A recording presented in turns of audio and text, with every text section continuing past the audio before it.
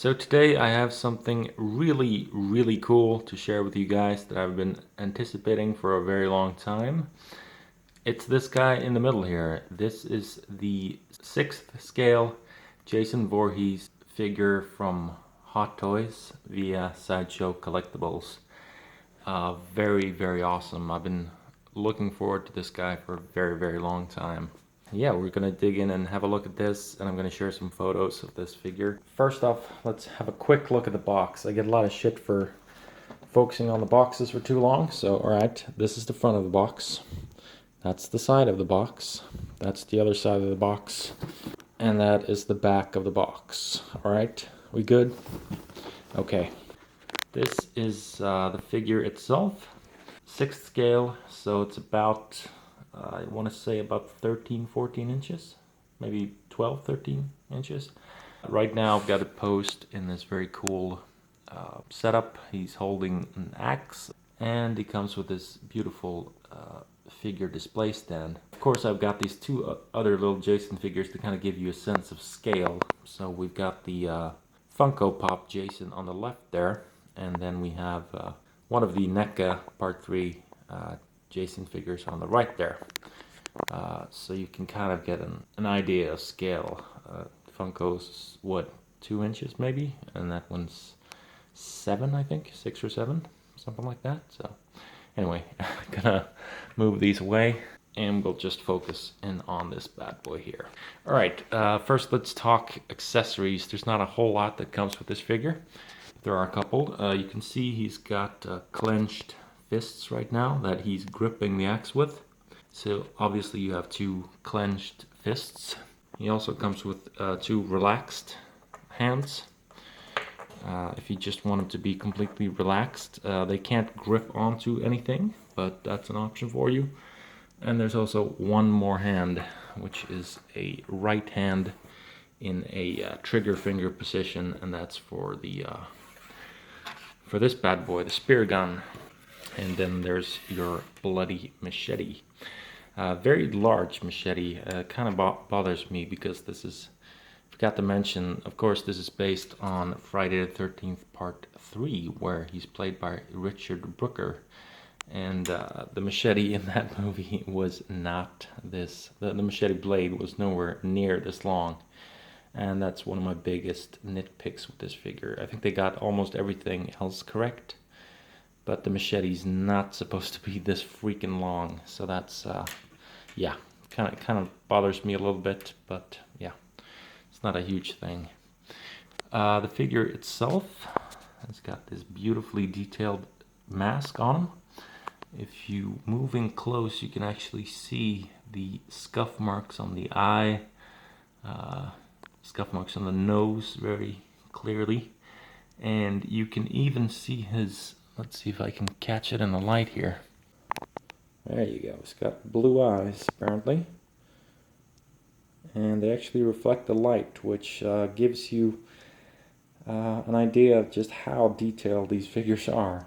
These are very expensive figures. Most people are not gonna spend $200 on these, which is, you know, minimal asking retail price, but I'm kind of crazy, so yeah. Now, the thing about this figure, why it stands out among other figures, is that these Hot Toys figures are highly poseable. You can kind of think of this as a very detailed Ken doll, almost. That's a weird comparison, but it's a very highly poseable figure. Now, there's no alternate head. You can't take off the mask. This mask is a part of his head. It's really that simple. Some people may find that disappointing. I'm really fine with that. It's perfectly alright. But the thing about this figure is that you kind of have to have him hunched over. As you can see, I've got him very hunched over right now. Because Richard Brooker kind of had that Quasimodo hunch, so to speak. He was very hunched over. And he had this very big, bald, fat, sort of bull's neck. And they've sculpted that on this figure as well. Let me see if I can get a look at that. Actual fabric, cloth, which drapes around this figure beautifully. Just the natural amount of detail, the creases, the stitching, and even the fabric itself. I'll see if I can give you an idea. Look at the fabric in the pants. Look at the amount of detail here, which is just astounding. The best cloth I've ever seen on a figure, I think, when it comes to Jason figures at least. You can even see that there's a little bit of, mud and dirt right at the edge of his pants there. And his boots are covered in grease and mud and scuffed up. So there's just a lot of detail. Like, you can see the texture of the boots there. So this is just an incredible figure. There's just a ton of detail here. If you raise up his shirt here, this olive colored shirt, he actually has that white undershirt, and that's movie accurate too. That's exactly what it looked like in the movie. So I'm not going to be doing a lot of posing here. I'm going to show you a lot of photos that I've taken of the figure already.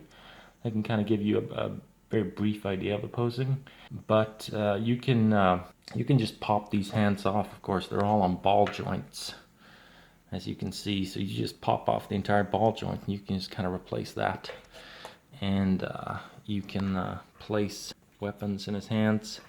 He can grab onto this is perfectly sculpted, this trigger finger pointing hand to fit into the spear gun, which is very nice.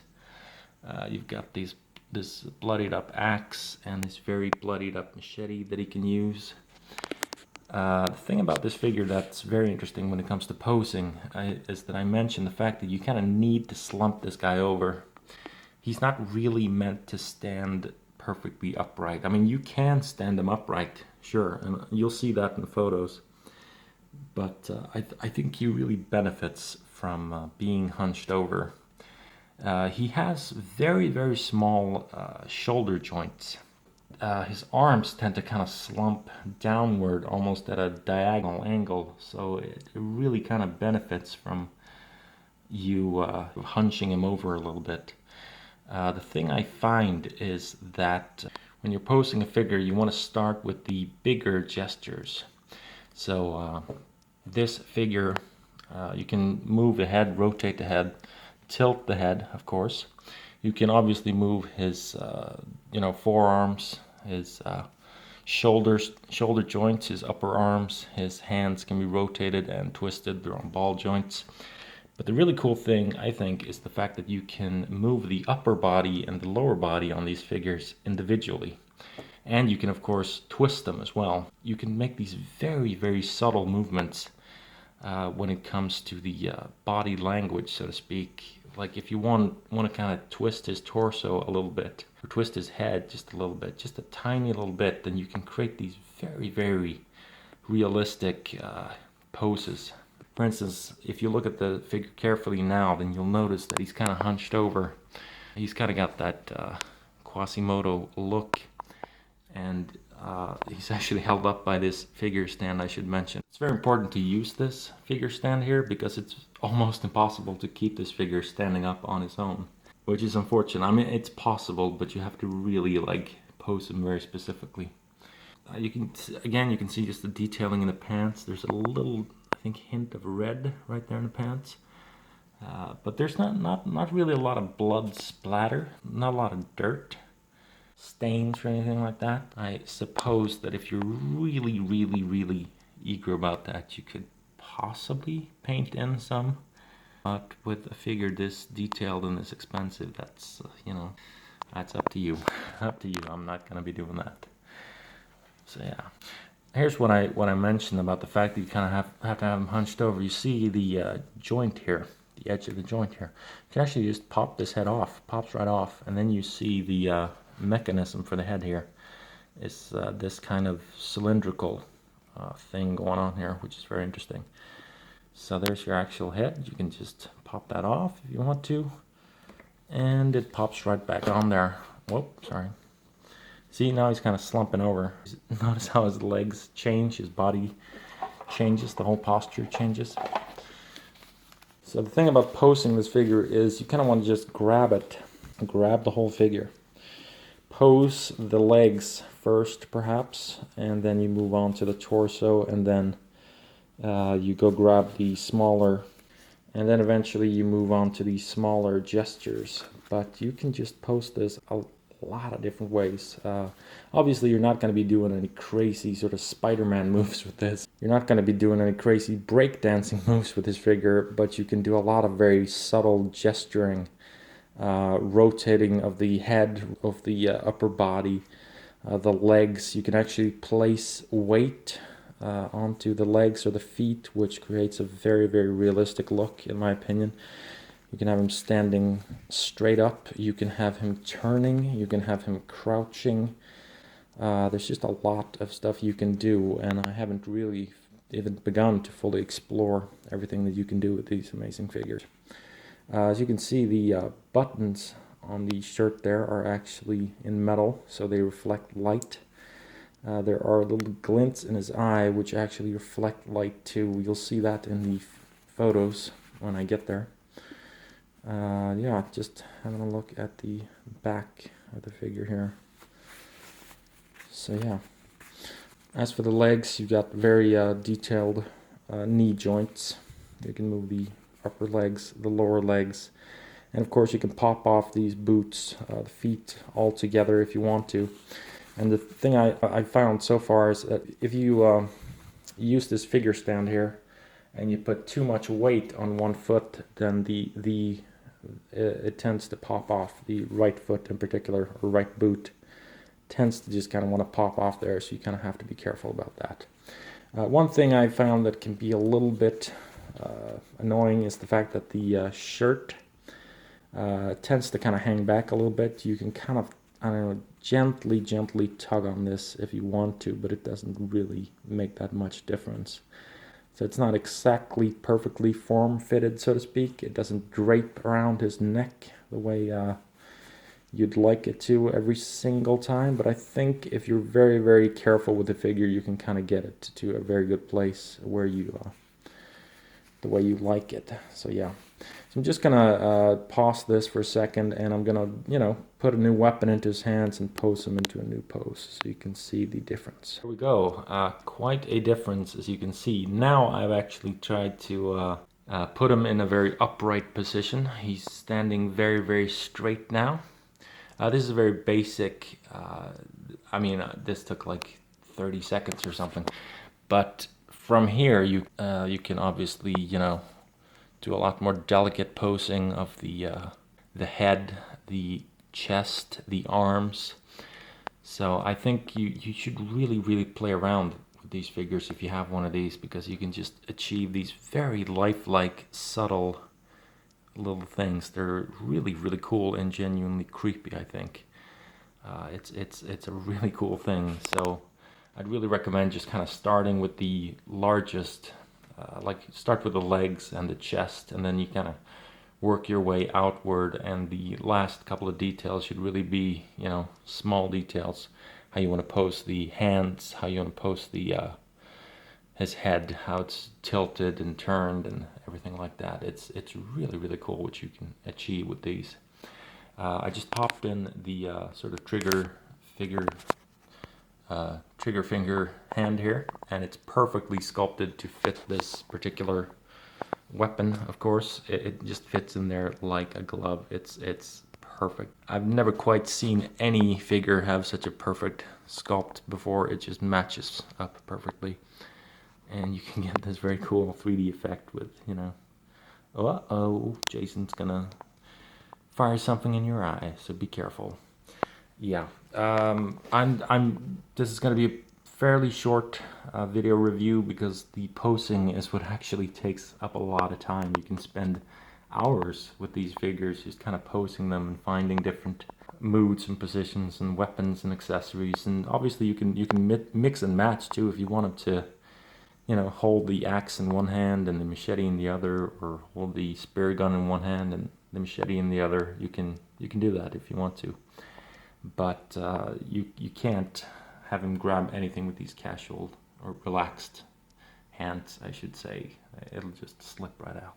So This is overall a fantastic figure. I'm delighted with this. Obviously the retail price is very, very steep, and most people are just not going to be willing to pay that much. By the way, I forgot to mention one thing. The base that he's standing on actually has the Friday the 13th logo on it as well. There you go. There you can kind of see it. But this is really the sort of king of Jason display pieces, other than their statues, which I also happen to have one of. If you are a diehard Jason maniac like me, then yeah, you might want to invest in this figure. But if you're not willing to pay as much, then that is perfectly understandable. These are very, very expensive for what people will probably find to be sort of glorified Ken dolls. I use the term Ken doll very lightly, but it's still a pretty good analogy. In some ways, it's not very plasticky. Obviously, it's very hard plastic. It's very hard sculpt, but you can it's kind of got that size and posability to it, and you can kind of hear the creaking elbow joints and arm joints, which are kind of similar in some regards. So yeah, I'm just over the moon with this. I can nitpick a couple of things, like the machete blade. This is too long. Should have been a bit shorter, I think. I mean, nitpicking on my part, but I think with this retail price and with the fact that the rest of the figure looks so damn good, they should have gotten this right, I think. But yeah, whatever.